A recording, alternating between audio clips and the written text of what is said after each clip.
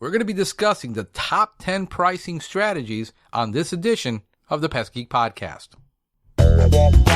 Pull out your hose and grab your can. We're about to integrate another Pest Geek Podcast. Hi, everybody. Frank Hernandez here, and welcome to the Pest Geek Podcast, bringing you the latest information on pests, products, and politics from today's leading industry sources to help you start, manage, and grow your pest control business. Hey, welcome back to another edition of the Pest Geek Podcast.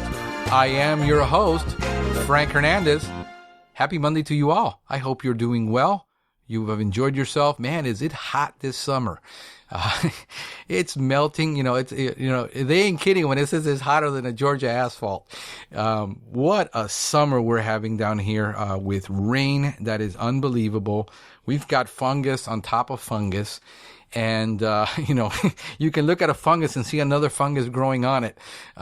So it's been just unreal. 3/4 of the way through summer, and we still got probably, well, for us, it's August, September, and maybe October before it winds down. So we've got, I'm expecting a summer this year that is going to be pretty long. We had an incredible winter where we had up to 10 inches of rain, and we just went right into summer. We had you know what it is to have 10 inches of rain in the winter, in Christmas?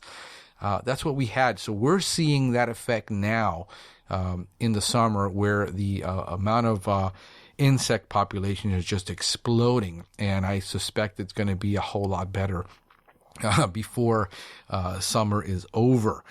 I wanted to discuss with you this week something that I've avoided and I haven't wanted to talk about, and that is pricing and pricing strategy. And I wanted to think that through very well before I went out and talked about it. And I've come up with a bunch of cool things that we're going to be discussing on today's edition of the Pest Geek Podcast. But I'm also going to be putting out a cost analysis sheet based on our 10 years of doing cost analysis for the business. And it's going to go back about 10 years. And then what we're going to do is we're going to give you a sheet that we're going to publish with all the costs associated with this business, the percentage of cost. And then what you can do is you can plug in your numbers, and you basically, if you're putting in, let's say, $100,000 a year for your route, or $150,000, you can kind of see where the costs are, and kind of what you can expect for cost and margin, and kind of compare them against your business. And it'll give you a complete view of all the real costs associated with the pest control business, at least for us down here in South Florida. And you can use it as a comparison chart, or you can use it for a model for zero-based budgeting when starting out. And that's going to help you kind of figure out what you need to do in your business, in your market, to kind of compete. And we're going to be discussing that. I wanted to give out a couple of shout outs to some great people that gave us some nice, one particular review and comment. And this one is from William Anzueto, and he sent us a message. Also, I got this new person or new company that started following us on Twitter, which I thought was phenomenal. It's called Ento Market. And Ento Market has edible bugs for sale. They sell edible bugs. I mean, you're talking about one of their products is, listen to this, guys. This is amazing. Curry crickets, okay? They got barbecue crickets and honey mustard crickets, okay? I never thought in my life that I would see a company selling. They got cricket powder that you can put for protein powder. This is just amazing. Check these guys out. Ento Market. At Ento Market on Twitter. You're going to just get a kick out of this. And the good thing about this is there's no pesticide nor hormones, non-GMO foods. I was blown away when I read this. I thought it was hysterical, that actually somebody have created a business from eating bugs, what most people want to kill. I don't know if I should be collecting them and then sending it to them, and maybe they're buying, crickets on the market. So, I thought that was great. So, Thank you guys for following us. Thank you for the comments. If you want to be on the podcast, you can always send me an email, questions at Pest Geek Podcast. You can call us at area code 707-395-7378 and be part of the society. Just visit us at pestgeekpodcast.com. All of the info, we're going to be putting this sheet that I'm talking to you about on our website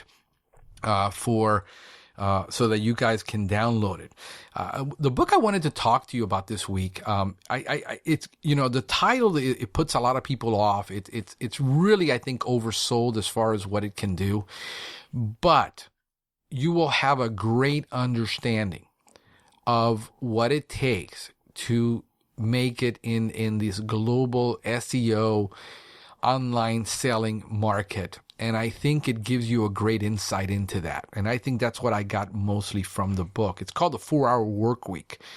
Escape the 9-to-5, Live Anywhere, and Join the New Rich by Tim Ferriss. If you've got one product that you sell over the internet and you don't offer any, customer that you got to talk to and any of the complexities of our business, you probably could get it done. But I think for the most of us that are living in a service environment, the book is going to be not applicable in that aspect. But it is in helping you understand how you leverage your time. Leveraging time as a CEO, as a marketer, how you do it if you're going to bring somebody in-house to do your SEO, your online, you might want to subcontract that out to somebody maybe in a third world country, because you have brilliant people in the Philippines, in India, that can do a lot of this work at rates that they can live very comfortably on, be very successful in their market, and yet you get an advantage. And I think that's what I take most from the book. I know that we're an issue where we want to bring more jobs home, we want to bring more jobs to America. But in the reality is, in that space, you're competing with people who are working your website and design and things like that, or working overseas, getting this done, and for you here in the States. And I think you learn to do that through the book. I think that's probably the only thing I got out of it, but I think it's well worth it. So take a look at it if you can. It's called The 4-Hour Workweek by Tim Ferriss, and we'll put a link up to that book so you can check it out on Audible and on Amazon. Take a look. We're going to be discussing. There's not a whole lot of activity this week. I look in the news, nothing really that stands out other than in Utah. There was one case of Zika by an elderly man who's bedridden, and nobody knows how he got the Zika virus because nobody that takes care of him is infected. I'll put a link up to that because I think that was, pretty much the only news that came out in PCT magazine over the weekend.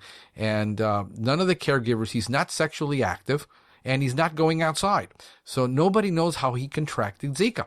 And I think that is, pondering, but that's pretty much all we saw in the news. Not a whole lot of activity, no mergers and acquisitions this week, nothing drastic that we need to report on. So I focused all week actually on this and bringing, a comprehensive sales strategy to because it is a strategy. It's not a one tactic type of mentality. And I'm just, I was one of the few kids in math class that actually enjoyed when the teacher taught him 2 or 3 ways to get something done. I mean, most people are like, just show me one way to do it and I'll be happy. And that's, why do I need 3 ways to figure out a math problem? And I'm just one of those strange birds that, enjoys that and enjoys that process. Some people don't, but I'm going to give you what I think and what my many years in being in wholesale, being in retail, I have a lot of experience in that. I understand turns. I understand pricing per table in the restaurant business. I understand turns in the evening and in the day, product turns, how to price a product that is in a wholesale environment. I've worked on, when everybody was at 4% profit margin, we were working on a 20% profit margin in the wholesale business. So I always look for ways that I can generate more income, charge more for my product and service for basically the same amount of effort that other people are putting in. And there are ways to do it, but it's a lot of work. It is work. And I'm going to explain to you how we came up with pricing and how we constantly come up with new pricing for our business. And this will help you. First of all, you have to know your business. I know what a lot of people are telling me. I understand the pest control business. I understand how to kill pests. I'm not talking about the technical part of pest control. Most people that get into pest control come from the technical part. They don't come from the management part.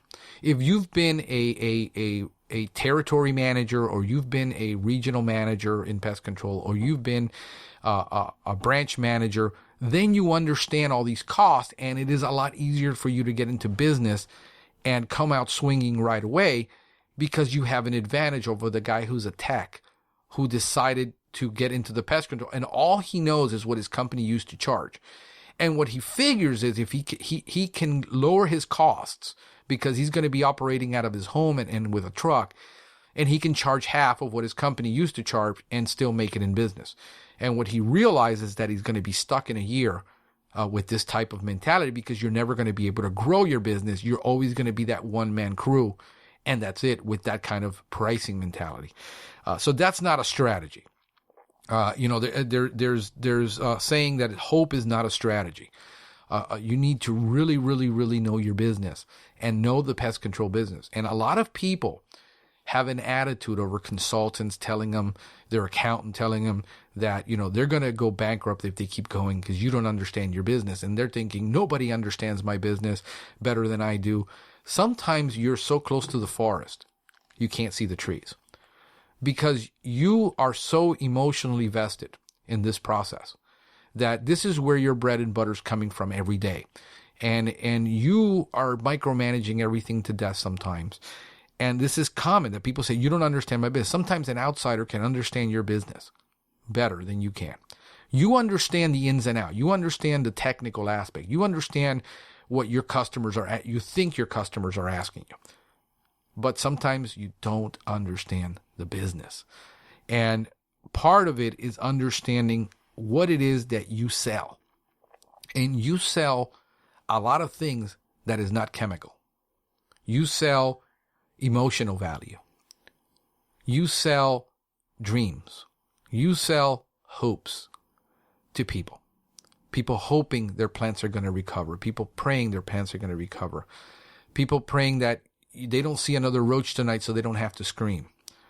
What you're selling is more emotional than it is tangible. You sell nothing tangible in the pest control business. Everything you sell is in the customer's mind. It's not like selling an iPhone where you can point out features that the customer can see. What the customer doesn't want to see is the bugs.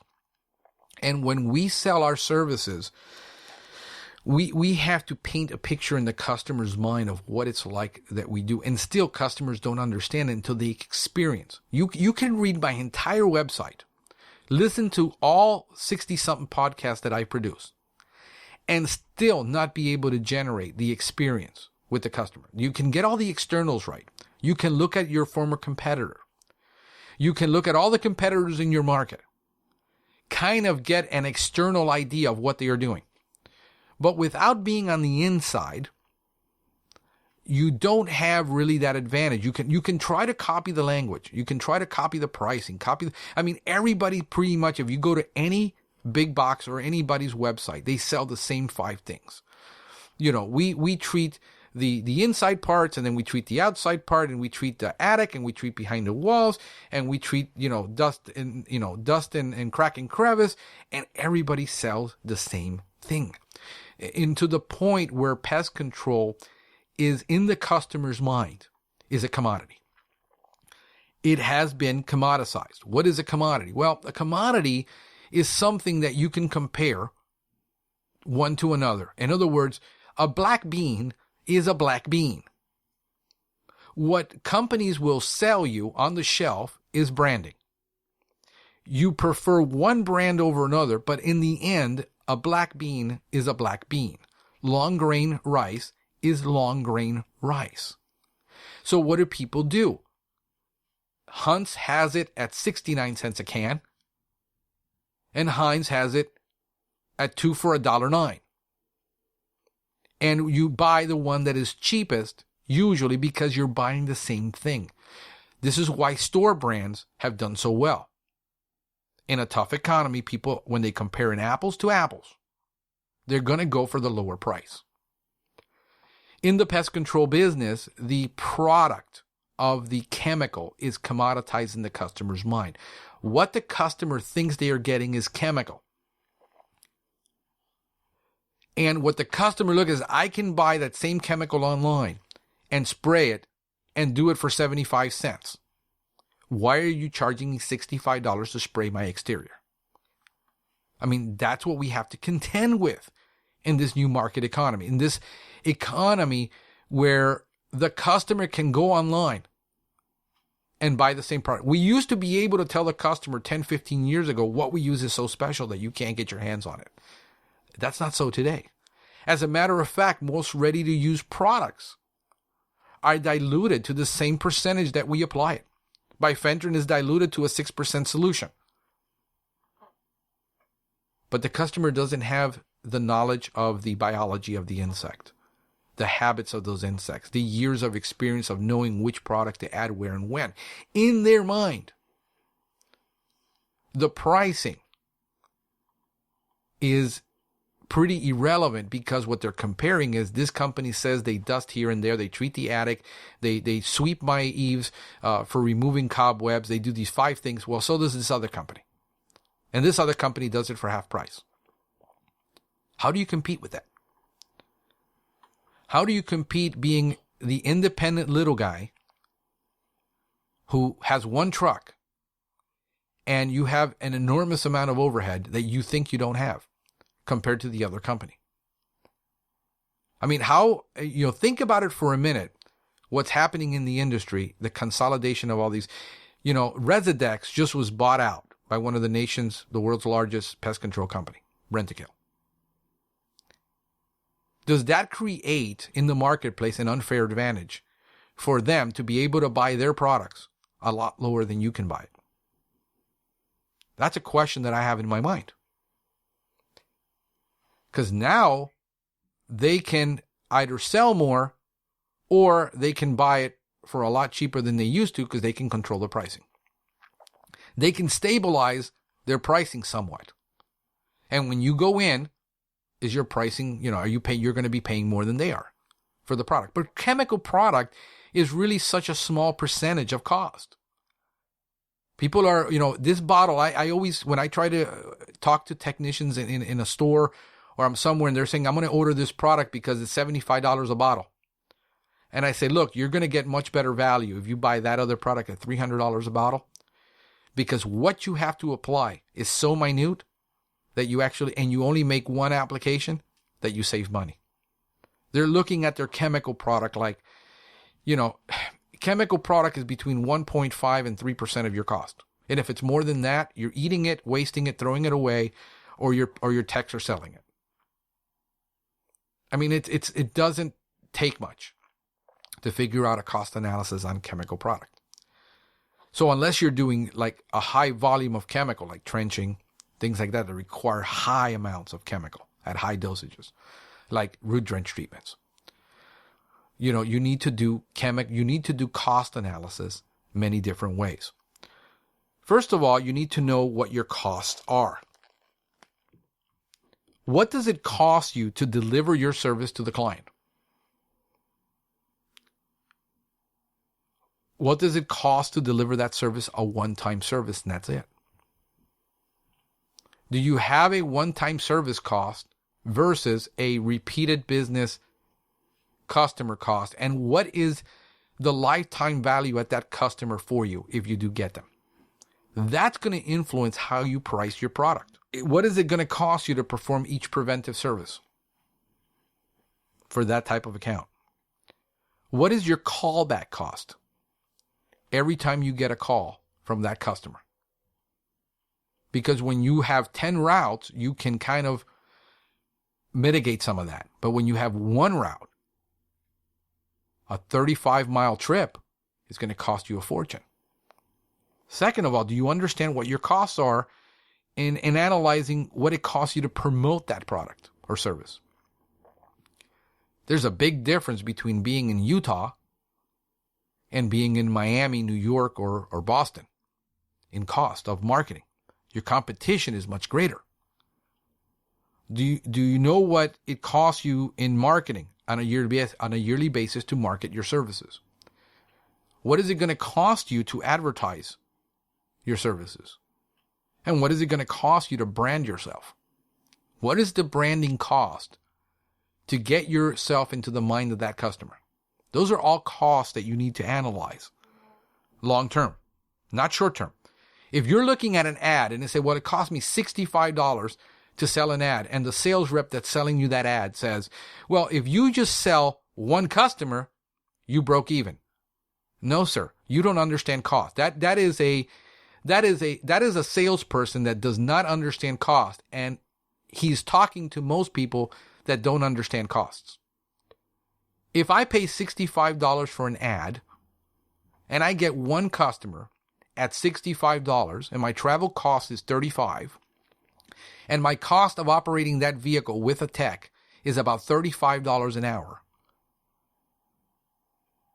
and I include none of my other overhead expenses, if I did one service at $65 and it cost me, I lost usually probably close to about $130 on that call. Because you need to look at all your costs, not just what it costs. So you need really, what's your ROI need to be on an ad that you place that costs you $200? It used to be 10 to 1. You're lucky now if it's 1 to 1. So if you've got a $200 ad and you pick up a one-time service, you pretty much broke even on that one-time service if that customer does not stay with you. You need to figure out, is it worth doing a one-time service for $65 if you're not going to acquire that customer? If the customer thinks it's going to be there one time, there's a big difference. So what I've done is I've got here on this list 20-something costs that are associated with your business. You got your cost of goods, your PPE material. What is the cost to service your fleet? What is your fuel cost on a monthly basis? Tags, tolls, insurance, maintenance. The note on that vehicle. Do you have charitable contributions?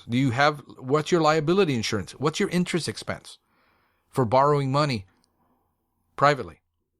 What are your finance charges on things that you buy that you need for the business that you might finance? What's your rent like? What are your repair expenses? What are your equipment repair expenses? What are your janitorial expenses? What does it cost to travel and entertain? Or if you've got lunch, or you're buying lunch for your clients? What are your utility costs? Telephone, cellular phone, internet access, payroll expenses. What are your taxes? What are your administrative expenses, like your bank charges, your licenses and permits, your postage and delivery fees, professional fees that you got to pay for lawyers and accountants on a yearly basis, office supplies, online software that you buy, your QuickBooks Online. What does that cost you? What is your advertising and marketing expense to market your website, do your SEO?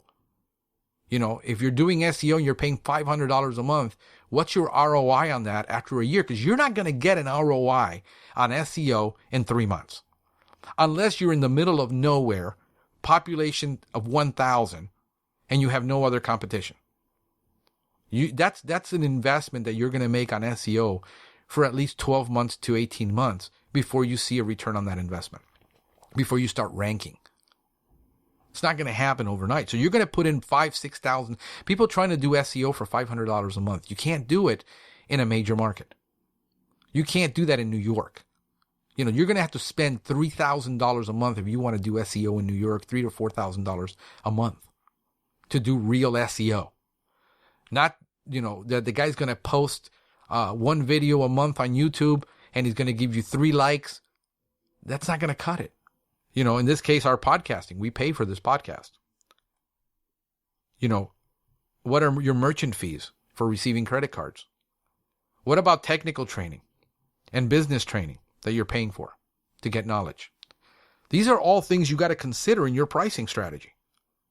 What does it actually cost you? Now, I'll tell you two simple things to do to understand your cost. Number one is separate your fleet costs from your corporate overhead costs. And what you need to do, even if you're a one-man operator, you need to know what it is costing you to have that truck on the road separately from your corporate and administrative costs that it takes to run your business. And the reasoning is that you are not your business. Your business is your business. You need to separate yourself from your business. Say, if I had to put a man on the road today, what will that cost me? In fleet costs, salary. So you take your total fleet cost of operating that route. We separated our route from the beginning from our business. And now I know what each route will contribute to the company. And we normally require that each route produce a 55% gross profit back to the company. That's been my model for 10 years. 55% return gross profit, because you pay all your bills with gross profit.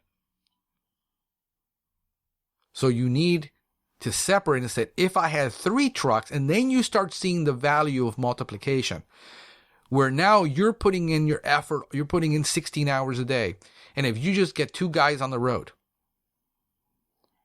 you can produce so much more with a lot less headache. So separate your cost of goods, put them all together, your cost of goods, your fleet costs, your employee costs. And after you put those things together, figure out if on a $10,000 a month route, which is average, figure out what their salaries are, what their workman's comp is, what their insurance, everything that it takes to run that truck, their cell phone that you need to give them, every expense that's isolated exclusively to that vehicle. Figure out on a monthly basis what you need. And then simply figure out your cost analysis on saying, if I do $10,000 a month, what does the average customer look like? And that's one way to see what my cost per ticket is. And then you take your one-time services, your recurring services, your specialty services, and you say, what's my average cost per ticket? And how do I increase my average cost per ticket? That's one strategy, is creating your cost per ticket. If your average cost per ticket is $80 and you're not producing a 55% return on that route, you either need to increase your volume or you need to increase your prices. They're too low. If you got your guy working more than 10 stops a day, could you increase your stops a day by putting all the customers closer together and selling more accounts in a micro market and reducing your sales cost? Pricing strategies are not easy to perform. The most common pricing strategy that people do is the competitive pricing strategy. This is where you find out what everybody else is charging that customer and say, well, I got AYC company charges me this. I need you to match it. I get calls like that all the time, especially from commercial. We just did one with this huge restaurant that's out on South Beach that has 12,000 square feet. They're paying $125 a month. I just about laughed. I said, dude, we need 2 visits a month here. This place is gigantic. First of all, you've got flies there. We don't have any fly problems. I pulled open the lamp and flies fell down like by a handful. And then we talked to the bar people and said, oh, we got flies. We're swatting flies all the time. They went with the lowest price guy on the market, which is a national brand. He wanted us to match that price. I said, we can't, and we won't. Our price is more than double because you get 2 visits a month. Plus, my guy needs to be in here at least an hour and a half every time he comes, which is another way that you have to figure out what your hourly cost is. So the way you figure out what your hourly cost is you take all your fleet costs, and you say that truck is on the road 10 hours a day. Remember that the rent on that car, if you're leasing it, you're buying it, that note is fixed. Most of the costs are fixed. The insurance is fixed. The fuel is variable. The tolls are variable. But it's on average if you average it out. And then you take that cost and you divide it by the number of hours that truck is on the road. If it's on the road 10 hours a day, then you know your cost per hour on that vehicle is somewhere between $14 and $16 an hour or more. Then you take your cost of your employee, and now you're about, if you're paying your $10 to $15 an hour, you're about $35 an hour in cost. If you need a 55% return profit margin on that route, you need to charge somewhere between $70 to $80 an hour minimum to be profitable. Because now you need to, from that, you need to cover all your corporate expenses. If you're a one-man show and you're trying to get 50% margin, because you got to cover all your corporate, and then you got to cover your salary as a technician, and then you got to cover your salary as a salesperson because you're selling and you're doing the technical work, you need to generate somewhere around 50% just for you. Between 35 and 50%. So if you produce $10,000 a month, you need to bring in 35 to $5,000 a month for yourself to cover yourself and all your expenses. How are you going to do it? You got to charge a super premium price. If not, you can't do it.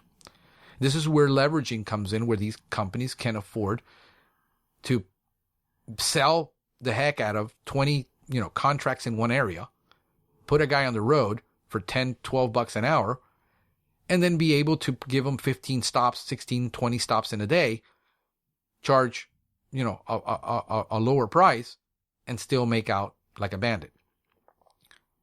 So competitive pricing strategy, what it does is it typically keeps the price low. Because if you're always competing to match the other guy's price, it becomes a commodity. It's already a commodity in the customer's eye. And my question was, why aren't you happy with this? Well, they're not controlling my pest. How long is he here? Well, about 25 minutes every time he comes. Can't be done. You need to be able to charge for the time that that guy is going to be there. And if you don't know what your cost is, you don't know what it is per hour, you got to say to the customer, listen, are our costs? We can't do that. And this is why. And nobody can at those prices. You see? So competitive pricing is not a great strategy, and this is why the market gets destroyed. Everybody goes with that price. Everybody's charging 65, we charge 65. You have no clue what their costs are, but you figure you can do it.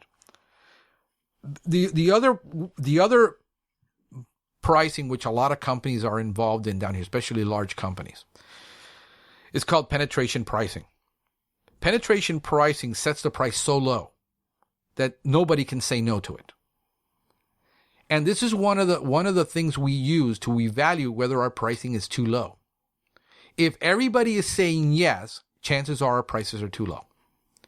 If you should be closing somewhere between 50 to 75% of your clients, if you're getting 100% close rate every single time, your prices are either in line with everybody else or they're too low. That's a strategy. And what they do is they destroy the market to then buy out their competition or get rid of them, and then they will turn around and raise prices in the future. This is a waiting game. If you have the branding and you have the deep pockets to wage a price war, then you can do this. If not, for the average guy, he can't get into a price war. He will lose every time. Because you'll never get enough volume of clientele where you can start raising your prices that they won't leave you and go for somebody else who's cheaper or lower. As long as there's a lower guy on the market, they're going to go for that. So, this goes on in cellular market. This goes on in the cable market. Once they get enough clientele, then they start raising their rates.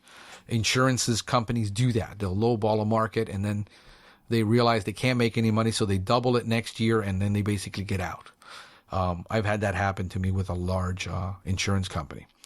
The skimming pricing model.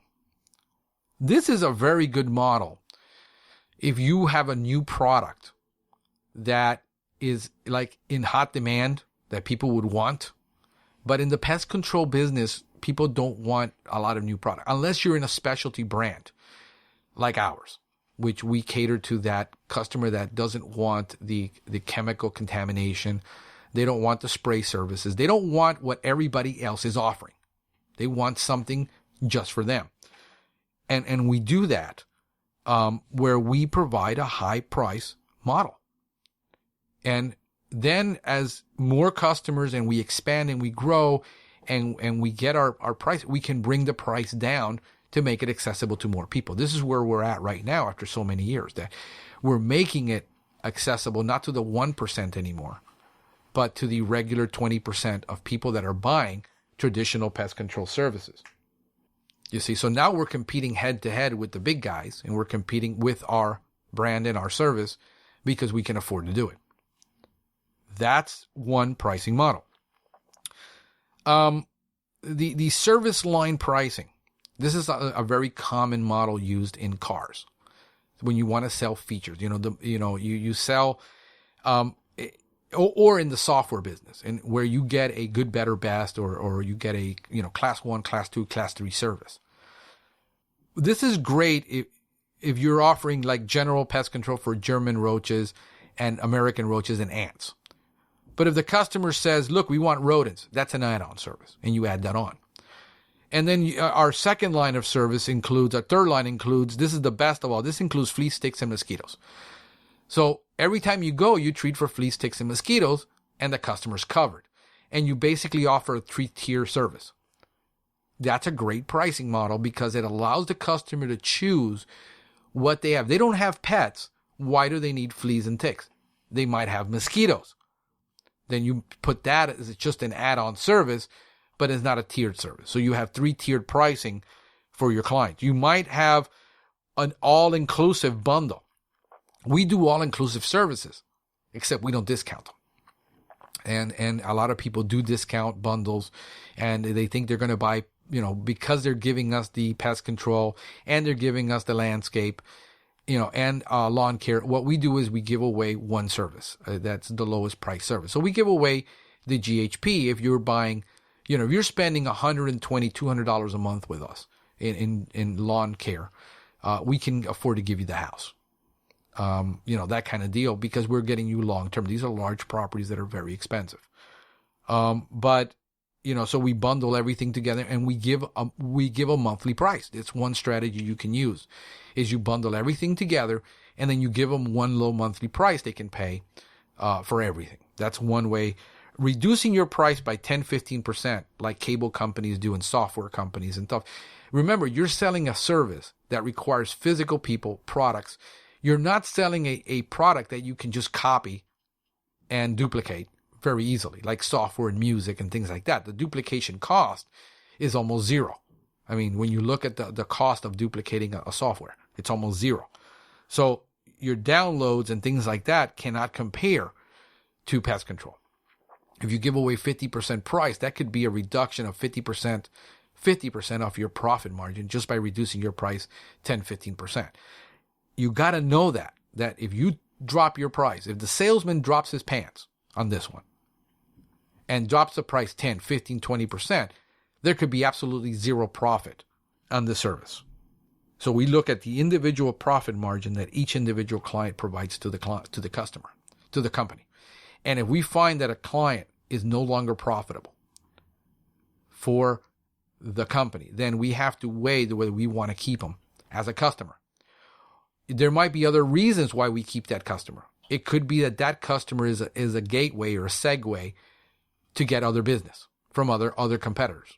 So if we've got a large client that maybe doesn't provide any profit for us, but by having them, other people are jumping on board and they are profitable, then it is worth it for us to keep them. If it's just one of those customers just not going to be profitable, no referrals are coming from them, nothing is happening with that client, there's no logical reason to keep them, we might drop that client and say, look, you need to go to another company. That's not necessarily a bad thing to do. The premium pricing. The premium pricing is something that we offer, we used to offer on our services, and it was because all of our customers drove Bentleys, Ferraris. They drove those, $150,000 Mercedes. They live in a $1.5 million, and they wanted what we had, and we were the only ones that had it at that time. And we had an exclusive pricing. If you want what we have, this is what we offer you that nobody else can offer you. You can't get it, period, in the marketplace right now. And to the most part, you still can't. So this is what we offer you, and people paid it, but they got superior results to everything else they were using, or every other company they were getting, and that is an exclusive pricing model. You can't negotiate the price of a Bentley. Okay, I tell my customers all the time, you're wanting a Bentley service. You cannot negotiate what you want. This is what it's going to cost you to get what you want. Nobody else is going to offer it. We will customize a plan for you and get you this, but it's at a super premium price. If you want it, that's the price to get what you want. You can get a little thing here. You can get free car washes for life, whatever, but you're not going to get 30% off of a Bentley or a Rolls Royce or a Rolex, for that matter, or for Ben & Jerry's ice cream. I mean, if you look at what it costs to get a pint of Ben & Jerry's ice cream, it's a super premium brand. It would cost you $12 a gallon to $15 a gallon to get that ice cream, when you can get the store brand for about, $4.99 to, $3.50 a gallon to buy that ice cream. There's a big difference in a super premium brand, and you pay super premium prices for it. And that's what it is. So if you can find a way to charge for a super premium product that very few people are offering, then you can do that. Option pricing is similar to line pricing, but very, very, very difficult to use in the pest control business, because who wants a pest excluded? I mean, if you tell the customer, we're going to cover ants, but we're not going to cover roaches, to try to get an upsell, very hard to do because so many people are doing it. Now, if you tell your customer, listen, with our service, you get bed bug. If you ever get a bed bug, we'll treat it for free. There's some companies that are doing it in the marketplace very, very successfully. So you get our premium service for, an extra $10 a month. But if you ever get a bed bug, basically you're pre-buying a bed bug service for the future. You'll get it done. This is a service that's going to cost you $2,000 if you ever get a bed bug. That's one way to do it. Then cost plus pricing. Cost plus pricing, if you're selling, is great if you're doing something that you're going to do one time, or you're selling a direct product. In other words, you're selling a wall lamp to catch flies, and it costs $35, and you might mark it up 40% for your client to deliver it and all that, and then they can just plug it in themselves, and you got cost plus pricing. It's very easy on hard products. So if you're doing, rodent stations, you're doing fly lamps, that don't require installation, everything is something that's plug and play. You can very simply do cost plus pricings, 40%, 50%, 100%, whatever it is, based on where your market is. The last one is the value-based pricing. Value-based pricing has nothing to do with what it is that the product costs to make, the product costs to sell. It is the customer perceives such a high value that they're willing to pay for it. For instance, when Starbucks came into business, it cost 25 cents to make a cup of coffee. Yet they make almost 1,000% markup on coffee. The perceived value of that coffee is so great, it doesn't matter what they make it for. It's the perceived value. And if you've got some services that you can offer that some clients are willing to pay for because of the perceived service, then you can demand value-based pricing, which it makes your competition irrelevant. It doesn't matter what anybody else is charging. They want that, and they're willing to pay anything for it. It doesn't really matter to them. There are some customers who are like that, and you have to find a service, that. And one of the things is, if you can get a tentless termite treatment to work versus somebody, then you can charge more for a tentless termite, and people do. When it first came out, revolutionary, that kind of deal. So those are the top pricing strategies that you need to look. And in knowing your competition, here's, I do a lot of comparative analysis with my competition. But what I analyze isn't their price. I analyze their service. Here's what I did. In Miami-Dade County, where we are, there are 263 pest control companies registered. There are 412 CPOs, 431 technicians in Miami-Dade running around. Most of the companies that I have as a competition, 95% are one-man shows. That's it. The percentage of companies that are big brand, which have 10 or 12 vehicles on the road in the marketplace, is about 10%. What I did is I went online and I looked at my competition. And here's what I did. Who are my top 10 competitors online? If I put the keyword that I'm looking for, who shows up online? And then I did is I called each and every one of them and I surveyed them on their service, on what they offered, questions I asked, how they treated me. And when I started asking difficult questions, how did they treat me as a customer? Then I said, I decided, well, come out and give me an estimate. I called 12 companies. You know how many showed up? One. One company sent a rep out to my house to give me a price. When I do market analysis, I look at my competition, what they're doing. And then I find all their weak points. And I exploit that to my customer. And I said, sure, anybody can give you a price over the phone. The question is, do they have these 10 steps that they guarantee, that's going to guarantee you don't have a pest problem?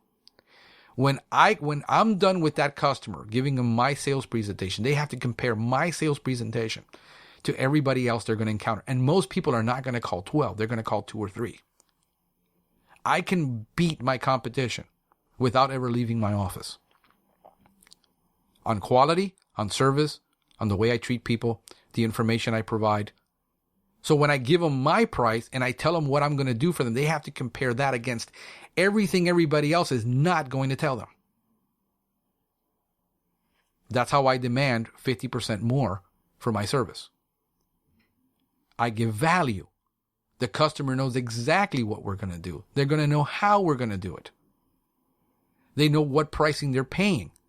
The automatic follow-ups with most companies is, well, how much do you guarantee it? We guarantee it for 60 days. If we're not going to wait for you to call me back and we're going to do an automatic follow-up. We have automatic follow-ups for our clients based on the pest problem we find.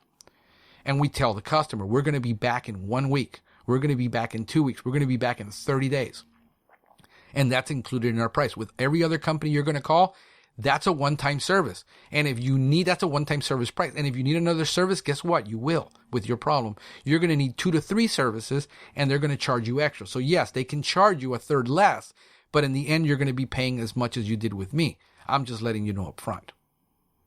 See, when we educate our customer on what they're going to expect as a service, then they're no longer shocked or surprised when it does happen.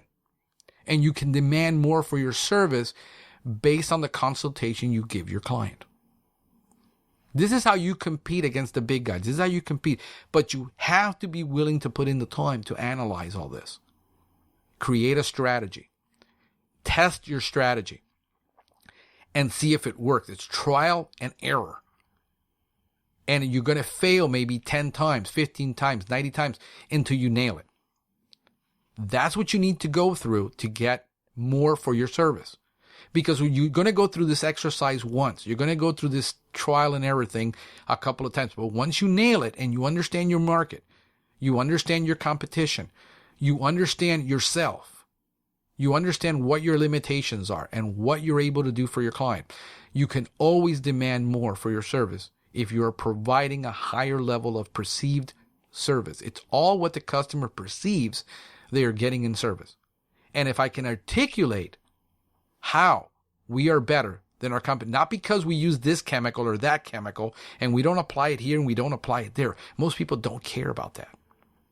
They care about what the benefits are to what they are getting. What are the benefits of doing it the way we do it? And then we explain that to our client. Guys, I hope this podcast really helps you. Really helps you grow your business, create a pricing, go out in the field and sell more, and help your reps sell more. That is what what this podcast is all about. Greatly appreciate you listening, folks. I will see you next time. Thank you for listening to the Pest Geek Podcast. If you have enjoyed the Pest Geek Podcast, please give us a rating, write a review, or subscribe to the channel. You can join the Pest Geek Society by visiting pestgeekpodcast.com. Thank you for listening. See you next time.